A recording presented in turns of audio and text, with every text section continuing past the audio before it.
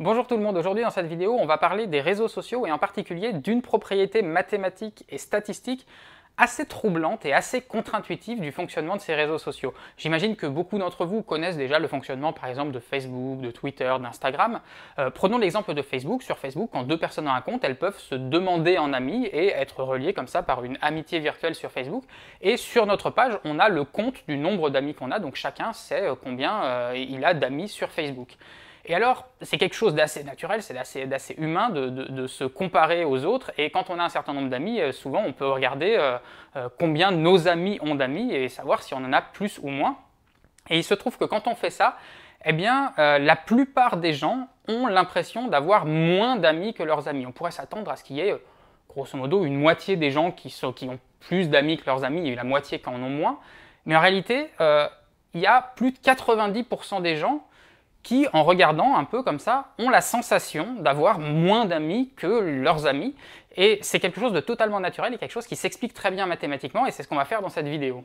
Alors pour comprendre ça, on va prendre un exemple simplifié. Imaginez le réseau social Facebook sur lequel il y a simplement 7 abonnés que voilà: Titania, Umbriel, Ariel, Sycorax, Puck, Oberon et Perdita. Certaines de ces créatures sont amies entre elles et d'autres ne le sont pas. Et pour représenter ça, eh bien, on va tracer des lignes entre les créatures qui sont amies entre elles. Par exemple, si on regarde Titania, eh bien, Titania est amie avec Sycorax et Umbriel, mais avec personne d'autre, donc il y a deux lignes qui partent de Titania.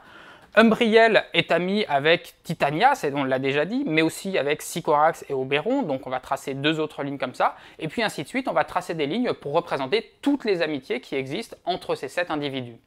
Une fois qu'on a fait ça, il est facile de compter le nombre d'amis qu'ont chacune de ces créatures. Il suffit de compter le nombre de lignes qui partent d'elles. Par exemple, si on regarde Oberon, eh bien, il y a 3 lignes qui partent d'Oberon, il a donc 3 amis. Et si maintenant on fait la moyenne de tous ces nombres qu'on vient d'écrire, eh bien on trouve environ 2,6. Ce qui signifie que sur Facebook, les gens ont en moyenne 2,6 amis. Et une fois qu'on a dit ça, on peut regarder ceux qui ont plus d'amis que la moyenne. Par exemple, ici, il y a Umbriel qui a 3 amis, donc plus que 2,6. Il y a Oberon aussi et il y a Sycorax. Et les autres, les 4 autres, ont moins d'amis que la moyenne. Et là, on voit que les deux groupes sont à peu près équilibrés. Alors évidemment, ça ne pouvait pas être 50-50 dans la mesure où il y avait un nombre impair d'individus, mais 3 à 4, il y a à peu près autant d'individus qui ont plus d'amis que la moyenne que d'individus qui ont moins d'amis que la moyenne. Seulement voilà, si nous on a pu faire ça, c'est parce qu'on a une vue d'ensemble, une vue globale de ce Facebook. Mais imaginez-vous maintenant que vous êtes l'une de ces créatures inscrites sur le réseau social. Eh bien, vous n'avez accès qu'à une partie des informations, vous ne connaissez que vos amis. Si par exemple vous vous mettez à la place d'Oberon, eh bien Oberon ne connaît que Umbriel, Sycorax et Perdita, mais ignore tout de Titania, d'Ariel et de Puck. Donc si Oberon essaye de voir s'il est plus ou moins populaire que la moyenne, il ne peut tenir compte que des informations qu'il a à sa disposition, donc que des informations qui viennent de ses amis. Et là c'est une autre affaire parce que regardez ce qui se passe. Oberon connaît donc Umbriel qui a 3 amis, Sycorax qui a 5 amis et Perdita qui a 2 amis. Et donc si Oberon dans son coin décide, comme nous l'avons fait, de calculer la moyenne du nombre d'amis, eh bien il ne va pas pouvoir le faire sur l'ensemble de ce Facebook comme nous, mais uniquement sur ses 3 amis à lui. Et s'il calcule cette moyenne, eh bien il trouve 3,3. Ce qui signifie simplement que Umbriel, Sycorax et Perdita ont 3,3 amis en moyenne. Et vous voyez donc que dans ce cas de figure, Oberon qui est tout seul dans son coin, il se dit « moi j'ai 3 amis », et mes amis, en moyenne, ont 3,3 amis. Donc, j'ai moins d'amis que la moyenne de mes amis. Et donc, vous voyez que c'est étrange, parce que si Oberon avait une vision globale de l'ensemble de ce Facebook, eh bien, il saurait qu'il a plus d'amis que la moyenne, puisqu'il a 3 amis et que la moyenne, c'est 2,6 globalement. Mais comme il n'a qu'une vision partielle, eh bien, cette vision partielle lui donne l'impression qu'il a moins d'amis que la moyenne. Mais alors que se passe-t-il avec les autres membres de ce Facebook? Imaginez maintenant que chacun dans son coin fasse la même chose qu'Oberon et regarde s'ils ont plus ou moins d'amis que la moyenne de leurs amis. Eh bien s'ils font ça, c'est assez étonnant puisqu'il n'y a que Sycorax qui va trouver qu'il a plus d'amis que la moyenne. Tous les autres, Titania, Umbriel, Ariel, Puck, Perdita et Oberon donc, vont trouver qu'ils ont moins d'amis que leurs amis. Et ce qui est dingue, c'est que ce phénomène, il n'est pas spécifique à Facebook, il n'est pas spécifique à cette configuration particulière que j'ai choisie. Si vous décidez d'inventer votre propre réseau social imaginaire, vous placez des points sur une feuille et puis vous reliez les amis entre eux comme vous le voulez, et vous faites les mêmes calculs, vous vous rendrez compte que la plupart du temps, eh bien, il y a une majorité, une grosse majorité de gens qui ont moins d'amis que leurs amis. Ça peut s'expliquer mathématiquement, on peut faire des calculs statistiques, etc.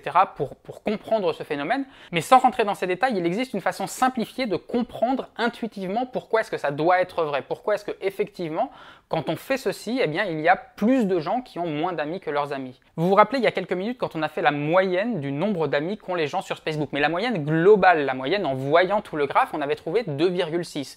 En moyenne, les gens ont 2,6 amis sur Facebook.